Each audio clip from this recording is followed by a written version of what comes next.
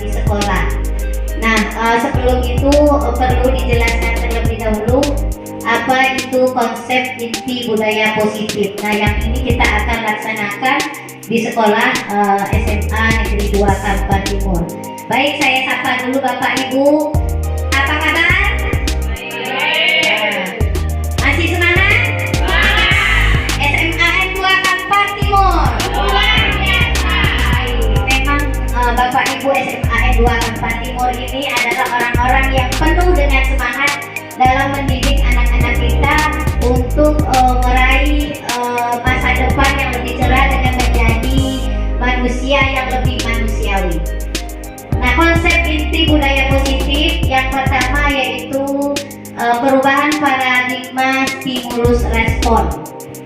Yang kedua, disiplin positif. Yang ketiga, adanya keyakinan kelas. Yang keempat, pemenuhan 5 kebutuhan dasar manusia. Selanjutnya 5 posisi kontrol. Dan yang terakhir adalah segitiga restitusi.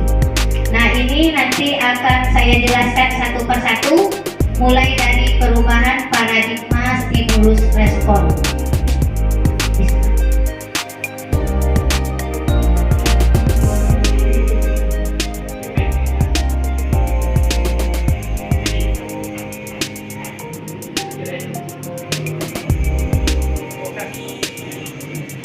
Nah, baik Bapak Ibu. Nah, di layar itu ada profil pelajar Pancasila. Pelajar Pancasila.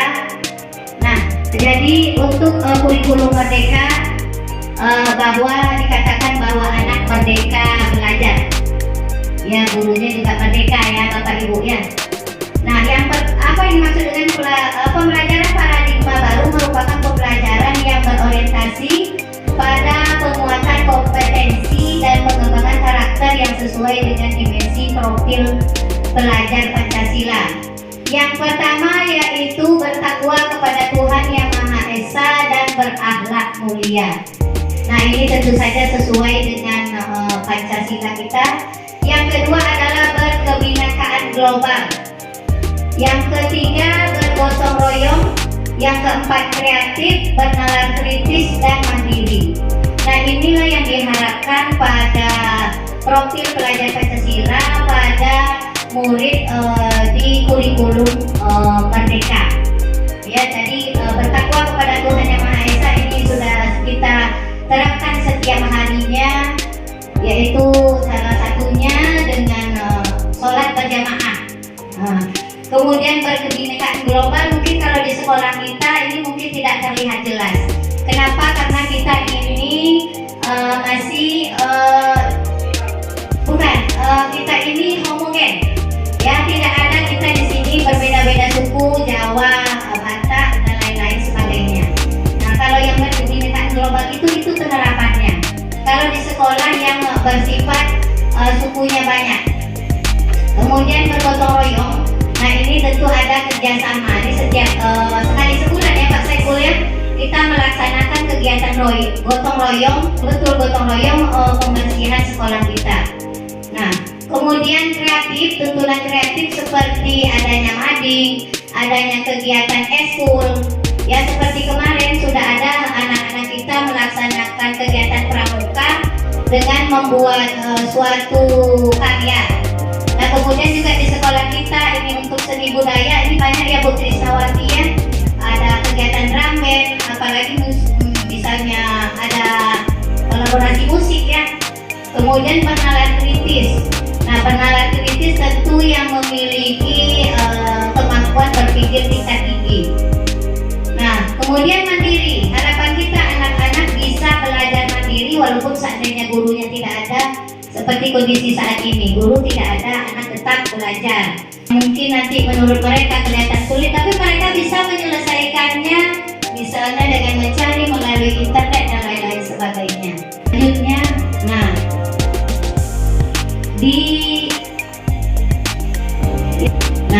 kita ini sering terjadi miskonsepsi. Nah, miskonsepsi ini menurut teori kontrol dari William Glasser. Apa miskonsepsi yang kita alami saat ini menurut beliau? Ya, yang pertama, ilusi guru mengontrol murid. Nah, menurut kita sudah mengontrol murid dengan cara kita. Nah, itu menurut William Glasser itu. Kemudian ilusi bahwa semua penguatan positif efektif dan bermanfaat. Nah, jadi kita mengatakan bahwa kita selalu menguatkan anak itu adalah positif, tapi menurut William Glasser itu adalah ilusi. Kemudian ilusi bahwa kritik dan akan membuat orang merasa bersalah dapat menguatkan karakter. Nah, kalau kita mengkritik anak atau orang lain, kita berharap, jadikan aja itu sebagai motivasi. Nah, itu akan menguatkan karakter kita. Nah, itu menurut si William juga adalah ilusi. Yang selanjutnya ilusi bahwa orang dewasa memiliki hak untuk memaksa. Nah, jadi bertolak dari teori ini, jadi apa yang kita lakukan itu adalah ilusi yang menurut yang empat itu. Jadi kalau kita memaksa bahwa anak harus begini dan harus begitu, itu adalah ilusi bahwa anak itu tidak bisa dipaksa. Nah, bahwa ini kalau guru mengontrol murid, bahwa tidak ada satupun di dunia ini yang bisa mengontrol diri kita selain diri kita sendiri. Nah, seperti halnya ya, jadi pengendalian diri yang bisa mengendalikan diri adalah diri kita, bukan orang lain. Nah, yang penguatan positif itu yang diperlukan adalah penguatan dari dalam, internal. Nah, jadi kalau sudah muncul kontrol diri tadi, maka seorang anak akan memiliki motivasi. Nah, itu harapannya di budaya positif itu. Yang diharapkan bahwa anak memiliki pemikiran positif, lalu dia akan memiliki motivasi intrinsiknya, ya, dari dalam diri, bukan karena diminta oleh gurunya, bukan karena disuruh oleh orang tuanya, itu. Nah, bahwa jadi tidak ada gunanya kita mengkritik. Nah, ini jadi seperti itu, Bapak Ibu. Nah, selanjutnya paradigma stimulus respon ke pendekatan teori kontrol.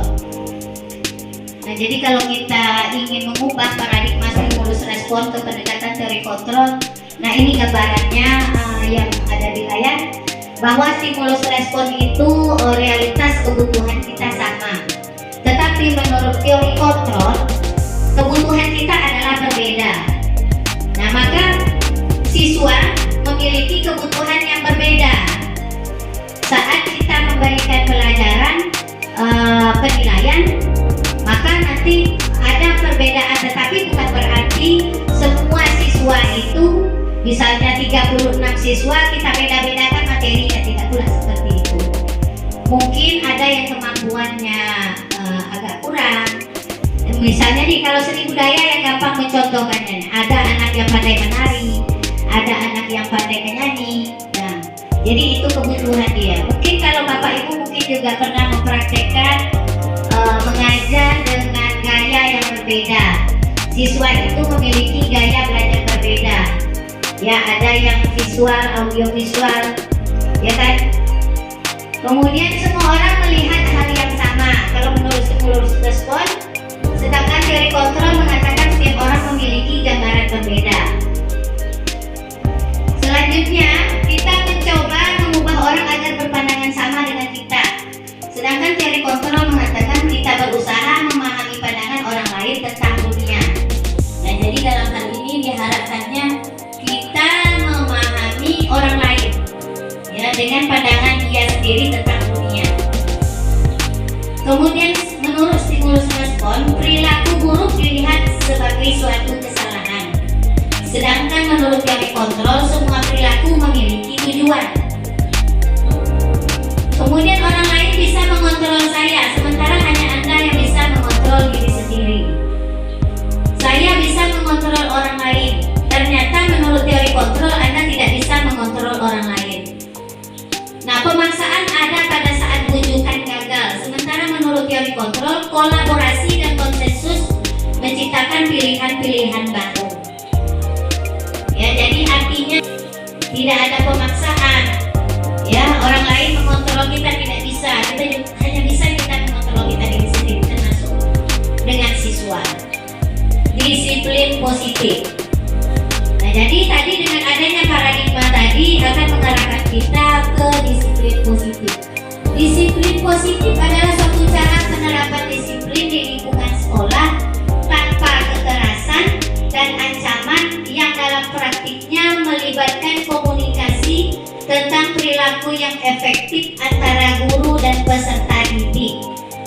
jadi tidak ada ancam-mengancam, umpamanya besok nilai kamu saya kasih 5. Nah, itu adalah suatu ancaman juga. Nah, Bapak Ibu, itu tanpa disadari itu sering kita melakukannya, juga termasuk saya. Nah, mungkin dengan belajar ini mungkin sedikit-sedikit akan merubah pandangan kita terhadap siswa. Dengan menerapkan disiplin positif diharapkan dapat menumbuhkan kesadaran tentang kedisiplinan serta memberdayakan peserta didik untuk melakukan sesuatu tanpa ancaman, iming-iming, sogokan maupun hukuman. Nah, jadi dalam hal ini reward juga tidak ada.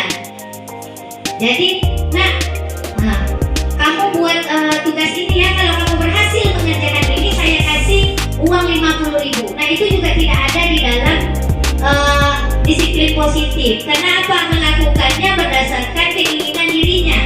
Ada motivasi intrinsik. Ya, jadi mungkin ini ada penjelasan selanjutnya kenapa demikian.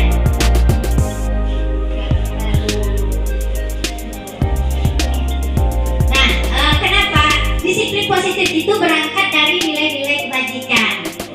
Nah, nilai-nilai kebajikan itu adalah nilai yang disepakati bersama, lepas dari suku bangsa, agama, bahasa maupun latar belakangnya. Nah, apa contoh nilai kebajikan yang ada di institusi atau organisasi? Nah, kalau di sekolah kita sering menerapkannya, yaitu kalau untuk sekarang profil pelajar Pancasila.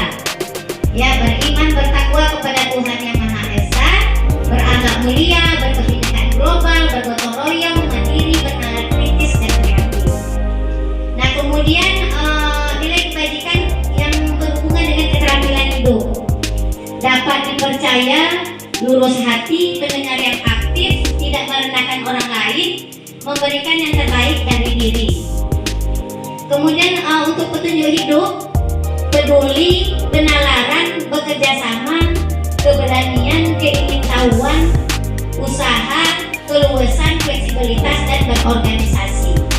Nah, ini boleh kita pakai yang mana saja. Tapi yang jelas kalau untuk di sekolah kita memakai profil pelajar Pancasila. Masih semangat Bapak Ibu? Terima kasih. Ini dia tadi, ya.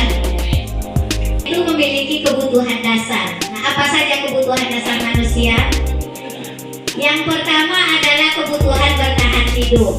Nah, semua orang ini kebutuhan bertahan hidup semuanya pasti tahu, yaitu makan, minum, nah, pakaian, perumahan. Nah, itu adalah kebutuhan bertahan hidup. Yang kedua adalah kebutuhan kasih sayang. Nah, semua orang ingin mendapatkan kasih sayang, ya. Begitu juga dengan anak-anak kita. Jadi mereka itu perlu dikasihi dan perlu disayang. Ya. Yang ketiga, kebutuhan penguasaan. Nah, kebutuhan penguasaan misalnya seorang anak, ya, kalau sudah dapat nanti pelajarannya, tugasnya. Nah, jadi kita memberikan kepercayaan kepadanya. Misalnya mengajarkan temannya, Andi, kamu sudah bisa materi ini, ibu bantu ya, kamu berikan penerangan kepada kawannya itu. Dan anak itu dengan senang hati datang memberikan penjelasan kepada kawannya. Berarti dia sudah mendapatkan kebutuhan penguasaan. Kemudian kebutuhan kebebasan. Nah, jadi dalam kurikulum Merdeka, ya, membutuhkan kebebasan dalam berekspresi, dalam memberikan ide. Ya, bukan berarti bebas-bebasnya. Mungkin yang dalam beberapa waktu kita berpandangan ada negatifnya kebebasan yang seperti apa. Tetapi dalam hal ini tentu saja kebebasan yang masih bisa kita kontrol. Nah, kemudian kebutuhan kesenangan. Nah, jadi anak selama belajar itu ingin senang. Ya, jadi dia belajar senang belajar. Nah, jadi apa yang disenangi oleh anak di dalam kelas sesuai dengan materi, maksudnya Bapak Ibu. Jangan nanti materinya biologi disuruh menyanyi, tidak pula seperti itu.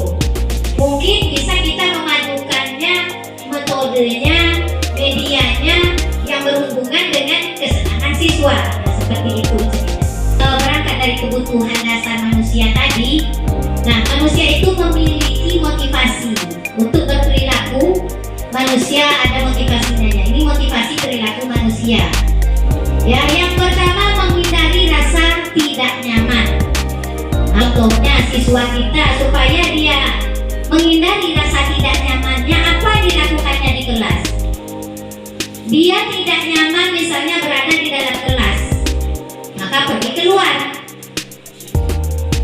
Dia tidak nyaman misalnya bertemu dengan guru A karena banyak tugas contohnya, maka dia pergi ke kantin. Nah, kemudian yang selanjutnya untuk mendapatkan imbalan atau penghargaan dari orang lain. Nah, jadi siswa belajar dengan sungguh-sungguh hingga mendapatkan juara 1, tujuannya ada untuk mendapatkan imbalan. Nah, belajar, saya mau belajar sungguh-sungguh supaya dapat handphone, ranking 1, nilai yang paling tinggi di sekolah. Selanjutnya untuk menjadi orang yang mereka inginkan dan menghargai diri sendiri sesuai dengan nilai-nilai yang mereka yakini. Nah, jadi harapannya itu untuk menjadi orang yang mereka inginkan. Saya ingin menjadi dokter. Supaya apa intinya?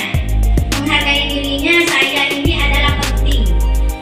Ya, sesuai dengan nilai-nilai yang mereka yakini. Yaitu nilai-nilai kebajikan tadi. Apapun yang tadi. Semangat Bapak Ibu, semangat!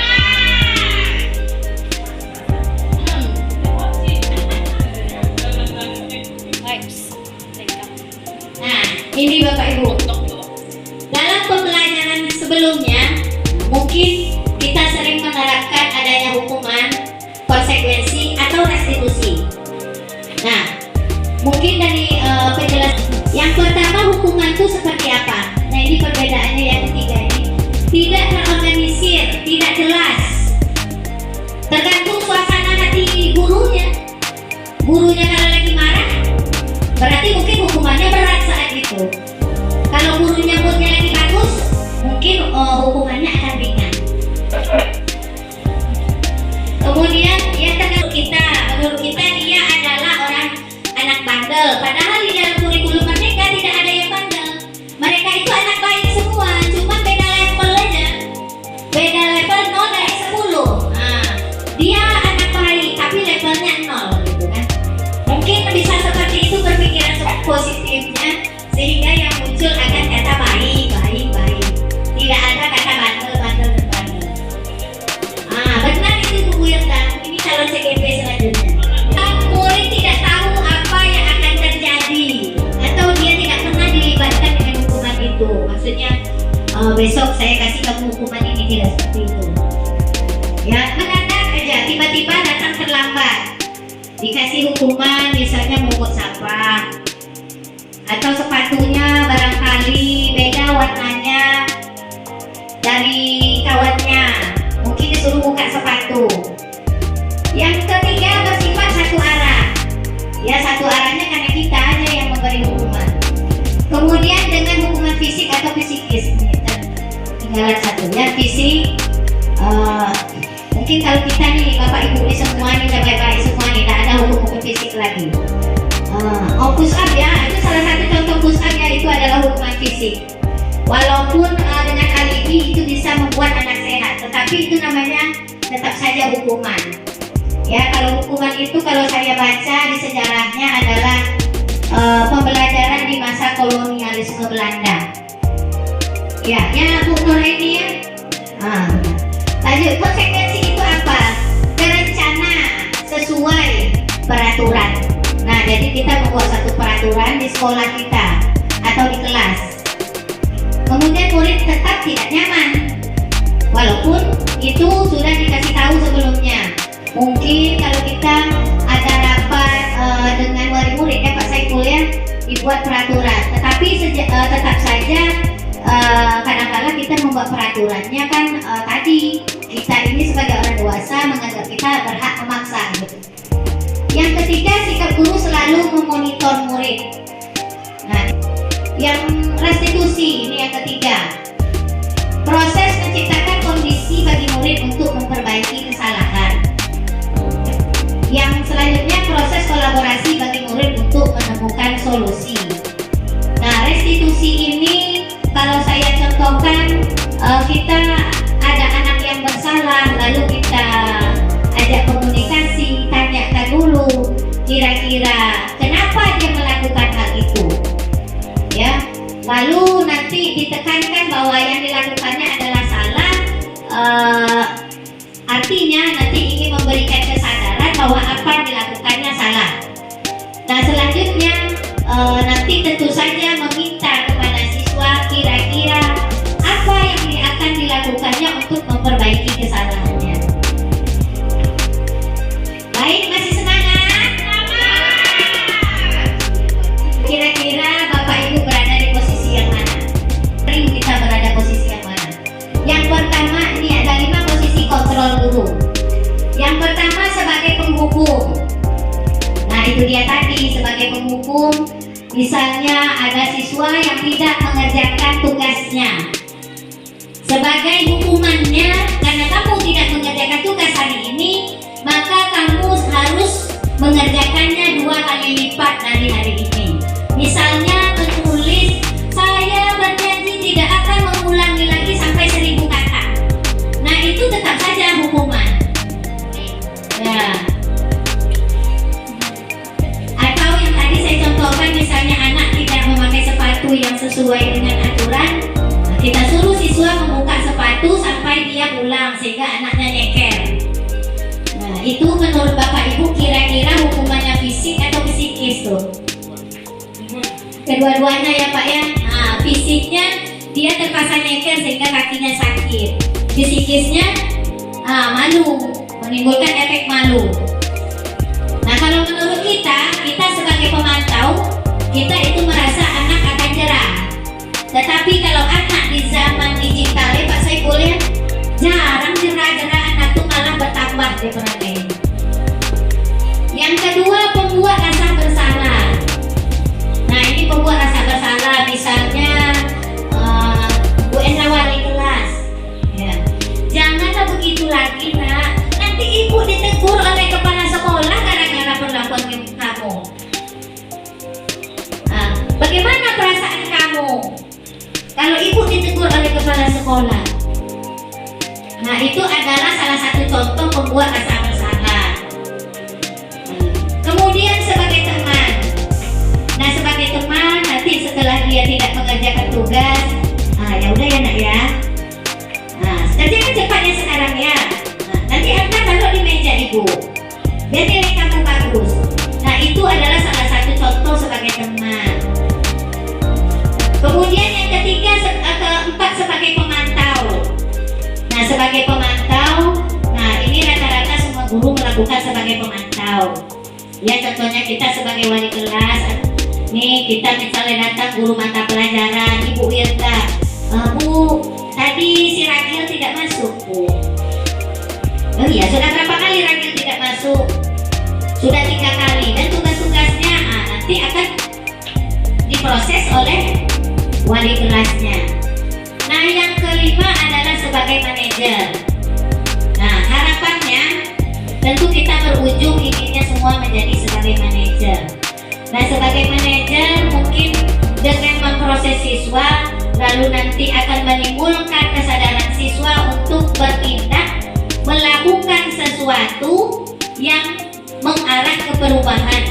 Nah, saya contohkan kasus, misalnya si Budi dengan si Badu sedang berkelahi, sehingga terjadi tarik menarik sehingga baju si Budi, kancing bajunya lepas.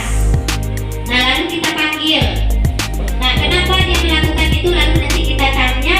Akhirnya si Badu mengakui kesalahannya setelah kita interogasi.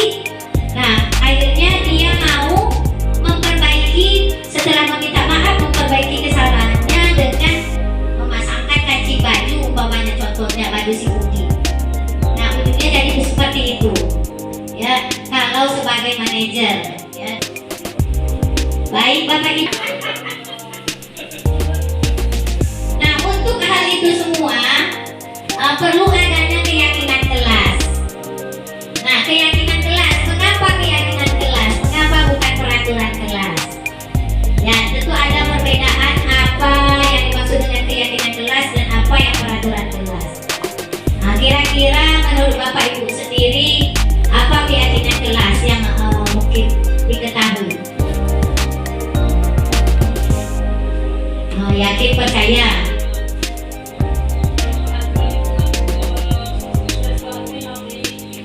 Yang harus diikuti yang telah dibuat sebelumnya. Kesepakatan. Nah, keyakinan kelas ini adalah kesepakatan yang telah dibuat secara bersama dengan warga kelas yang harus dipatuhi secara bersama. Ya, jadi tidak sendiri-sendiri. Berarti ini terjadi dua arah. Nah, kalau peraturan kelas itu biasanya kita mengacu kepada peraturan sekolah. Peraturan itu biasanya satu arah. Nah, yang biasa membuat peraturan kelas ini biasanya guru sendiri atau bisa juga bertanya kepada siswa, tetapi biasanya di dalam ada konsekuensinya. Nah, kalau dalam keyakinan kelas tidak ada konsekuensi dan hukuman. Nah, itu perbedaannya. Pembentukan keyakinan kelas. Nah, kemarin saya dengan siswa kelas 12 IPA 2 ya telah membentuk keyakinan kelas. Nah, dan itu ditempel oleh siswanya. Nah, keyakinan kelas itu bersifat abstrak. Yang kedua berupa pernyataan yang universal, yang umum, pernyataan umum. Kemudian dibuat dalam pernyataan positif. Sedikit saja biar mudah diingat. Nah, tidak perlu banyak-banyak keyakinan kelasnya, mungkin 5, 6, 7. Nah, tapi anak-anak mengingat keyakinan kelasnya. Jadi misalnya kalau satu pernyataan menyangkut beberapa peraturan gitu misalnya. Nah, itu yang universal. Sesuai dengan kondisi kelas dan sekolah sehingga mudah diterapkan. Ya, jangan yang tidak ada di sekolah kita buat keyakinannya di situ. Kemudian semua warga sekolah atau kelas dilibatkan dalam membuat keyakinan kelas atau keyakinan sekolah. Nah, keyakinan sekolah ini bisa berangkat dari keyakinan kelas tadi. Jadi ada pertanyaan Bapak Ibu? Oh, ada paham, bagus. Ya, pintar. Kira-kira Bapak Ibu sudah membuat keyakinan kelas semuanya? Sudah. Sudah. Nah, jadi kalimatnya pernyataannya positif. Berarti menghindari kata tidak di situ. Ya kan, kalau yang tidak itu bukan kata-kata positif. Misalnya tidak boleh begini, tidak boleh begitu. Nah, tidak boleh terlambat. Jadi seharusnya itu keyakinannya. Ya. Kalau seandainya keyakinan kelas itu dilanggar oleh anggota kelasnya bagaimana? Kan itu lagi saat kita membuat keyakinan kelas kan, dia yang ngasih tahu semua. Jadi setiap masuk kita selalu ingatkan anak keyakinan kelas. Jadi umpamanya gini, kalau saya ada satu contoh keyakinan kelasnya, anak meminta, Bu, bolehlah bawa makanan ke dalam, Bu. Jadi saya membolehkan, boleh membawa makanan ke dalam kelas yang sudah dipersiapkan terlebih dahulu sebelum saya masuk kelas. Jadi artinya makanan itu tidak dibeli saat dia di dalam kelas. Jadi pada saat saya sebelum masuk makanannya sudah ada.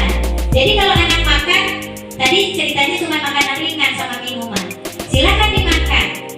Tapi dia tidak boleh izin. Tadi kan berarti jadinya kalau di dalam kesimpulannya anak tidak akan meminta izin saat kita belajar. Nah, kalau dia izin juga kasih tahu keyakinan kelas kita apa. Nah, jadi saya kalau untuk keyakinan kelas sudah mempraktekannya seperti itu. Jadi dia duduk lagi. Oh iya ya, Bu, duduk dia lagi. Dia tidak berdiri. Tadi dia memang lupa, saya sorotan lagi. Nah, keyakinan kelasnya ini tadi. Oh iya. Nah, jadi harus diingatkan. Memang anak-anak kita memang sering-sering lupa kan. Maka biar mudah diingat itu jangan banyak-banyak gitu. Gak usah sampai 10, paling banyak 7 jadilah. Dan tentu disesuaikan dengan kondisi kelas dan sekolah kita. Ya, ya. Ada yang hal-hal yang tidak memungkinkan untuk dibuat sebagai keyakinan kelas. Nah, contohnya ya, kami akan menjadi siswa yang selalu menghargai orang lain. Itu adalah salah satu contoh keyakinan kelasnya.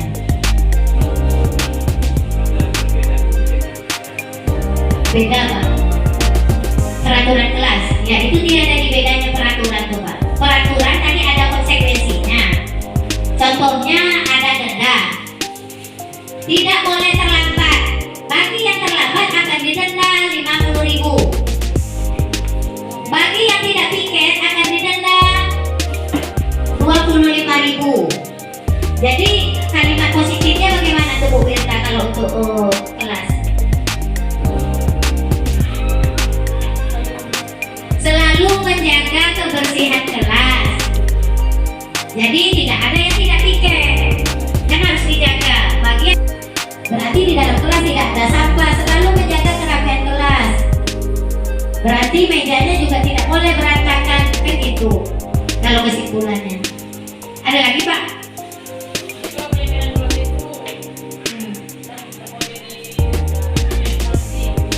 Tidak ada sanksi di dalamnya.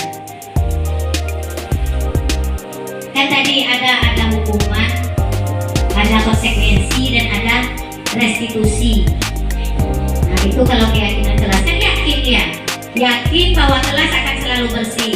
Artinya seperti balik kita ke yang tadi, menimbulkan disiplin positif kepada anak, bahwa anak akan menyadari bahwa menghargai dirinya sendiri itu penting. Berarti kalau dia mau melaksanakan keyakinan kelasnya, berarti anak itu menghargai dirinya sendiri, karena tadi keyakinan mereka yang buat. Kalau dilanggar, berarti dia melanggar janji dia pada dirinya sendiri. Nah, mungkin seperti itu kita penekanan di kelas. Ya, lanjut Bu Wirta.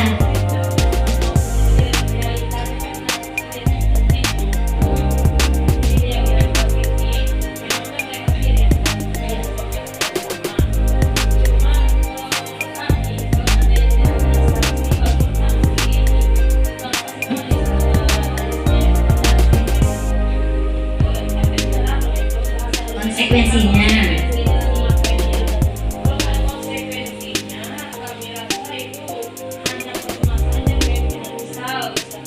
tidak boleh terlambat datang ke sekolah, tidak boleh terlambat datang ke kelas. saya akan datang tepat waktu. Jadi kalau kami ada konsekuensinya sedikit. Ya, Kelas mereka bukan dalam bentuk hukuman fisik, tapi untuk membangun sekolah mereka, kelas mereka sendiri. ya. Jadi bukan keyakinan kelas lagi namanya. Itu dia tadi adanya konsekuensi namanya. Nah, memang saya tidak mengatakan ini mudah. Ya, saya juga belajar kan, baru belajar, baru mengetahuinya. Sebetulnya sudah tahu. Cuma kadang-kadang itu dia tadi, kita tidak mau membuka diri kita untuk sedikit bersabar, untuk lebih ikhlas. Nah, seperti itu. Ini tidak mengatakan siapa-siapa, saya juga seperti itu. Kadang-kadang sering tidak sabar dalam menghadapi siswa. Nah, jadi tidak semudah membalikan telapak tangan tentunya. Ya, tentu berangsur-angsur. Tapi yang namanya keyakinan kelas ya seperti itu. Jadi kalau ada di dalamnya, misalnya tadi kalau seandainya tidak datang, ada bayar denda, itu namanya konsekuensi. Nah, bukan keyakinan kelas. Nah, jadi mengharapkan kesadaran berkelanjutan. Ya, jadi adanya budaya positif. Bapak Ibu, ini budaya positif. Itu akhir dari keyakinan kelas yang saya buat tadi. Ya, itu di 12 IPA 2.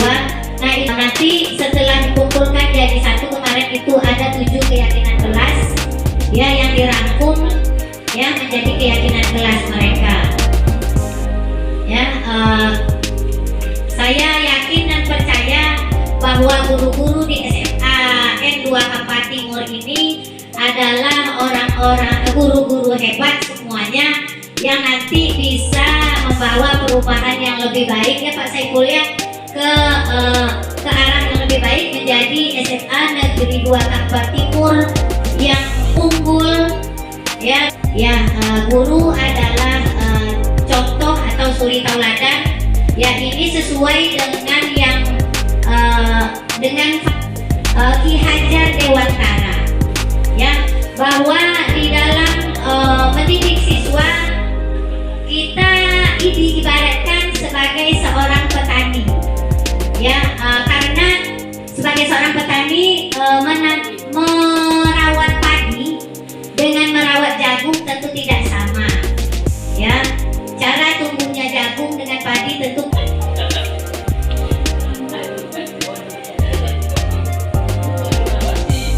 ya. Jadi kita di sini tidak menuntut.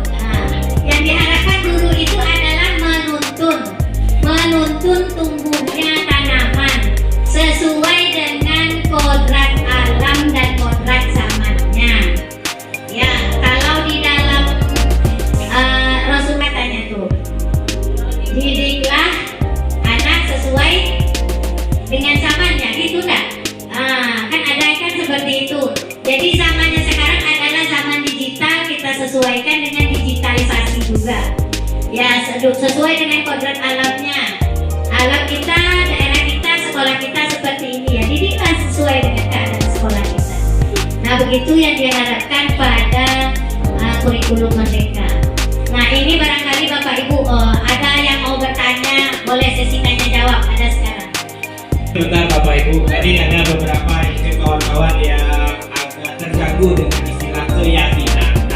Nah, saya perlu sampaikan, banyak istilah-istilah memang itu tingkatan bahasanya Bapak Ibu. Artinya gini, kalau peraturan itu sepihak dan itu paksaan gitu. Itu istilah mungkin dianggap oleh para pencetusnya modul-modul ini, termasuk juga yang dari pakar-pakarnya. Ini tidak sembarangan aja yang membuat.